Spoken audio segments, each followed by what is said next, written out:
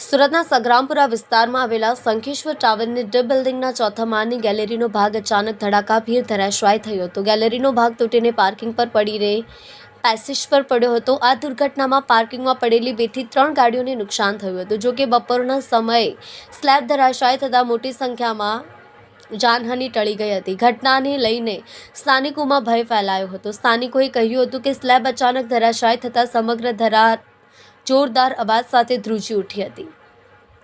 જાણે ધરતી કંપ આવ્યો હોય તેવો અહેસાસ થયો હતો, જેને લઈને લોકો ગભરાઈ ગયા હતા. સુરતના સગ્રામપુરા વિસ્તારમાં શંખેશ્વર કોમ્પ્લેક્સના 10 માળના 8 ટાવરો આવેલા છે, જેમાં આજે અંકિત નામના ડી ટાવરના ચોથા માળની ગેલેરી અચાનક ધરાશાયી થઈ હોવાની ઘટના બની હતી.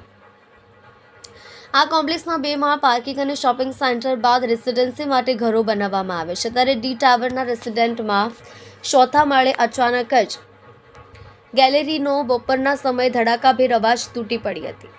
ગેલેરી તૂટીને સ્લેબનો ભાગ પાર્કિંગ અને નીચે રહેલા બિલ્ડિંગો વચ્ચેના પેસેજ પર પડ્યો હતો. સ્લેબ ધરાશાયીની આ દુર્ઘટનામાં ગેલેરીનો ભાગ એટલો જોરદાર રીતે ધરાશાયી થયો હતો કે તેને લઈને કાર પાર્કિંગનો સ્લેબ પણ તૂટી પડ્યો હતો, જેથી પાર્કિંગમાં રહેલી 2 થી 3 કારમાં પણ મોટું નુકસાન થવા પામ્યું હતું. બનાવની જાણ સ્થાનિકો દ્વારા ફાયર વિભાગને કરવામાં આવતા ફાયરનો કાફલો પણ ઘટના સ્થળે પહોંચીને તપાસ હાથ ધરી હતી. સ્લેબ ધરાશાયીની આ દુર્ઘટનામાં સ્થાનિક લોકોમાં ભય ફેલાયો હતો. ઘટના સ્થળેથી સ્થાનિક રહેવાસી તેજસભાઈ દાણીએ જણાવ્યું હતું કે આ દુર્ઘટના બપોરના 4 થી 4:30 વાગ્યાની આસપાસ બની હતી.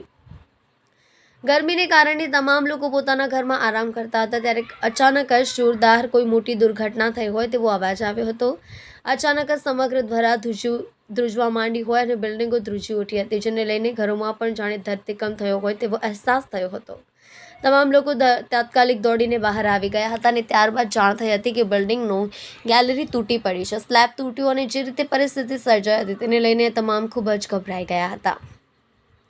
સ્થાનિક રહેવાસી દિશાંત પુનશિયાએ જણાવ્યું હતું કે ભગવાનની કૃપાથી આ દુર્ઘટના મોટી જાનહાનિ ટળી છે. દુર્ઘટના બપોરના 4 વાગ્યાની આસપાસ સર્જાઈ હતી, જ્યારે દરરોજ 6 થી 7 વાગ્યાના સમય દરમિયાન અહીં મોટી સંખ્યામાં નાના બાળકો રમતા હોય છે. ઉપરાંત જેટલી પણ પાર્કિંગમાં ગાડીઓ મૂકી હતી તે તમામ દુકાનદારો 6 થી 7 વાગે લઈને ઘરે જતા હોય છે. તેમજ આ સમય દરમિયાન બિલ્ડિંગના લોકો પણ અહીં મોટી સંખ્યામાં અવરજવર કરતા હોય છે. ત્યારે જ આ ઘટના જો હજુ 1-2 કલાક મોડી સર્જાઈ હોત તો મોટી જાનહાનિ થવાની શક્યતાઓ હતી. તેમણે વધુમાં જણાવ્યું હતું કે શંખેશ્વર કોમ્પ્લેક્સનું ડી ટાવર 20 થી 25 વર્ષ જૂનું છે અને તે જર્જરિત થઈ ચૂક્યું છે, જેને લઈને અન્ય ટાવરના રહીશો દ્વારા બિલ્ડિંગના પ્રમુખ સહિત રહીશોને બિલ્ડિંગ રિનોવેશન કરવા માટે વારંવાર રજૂઆતો કરવામાં આવી હતી, છતાં પણ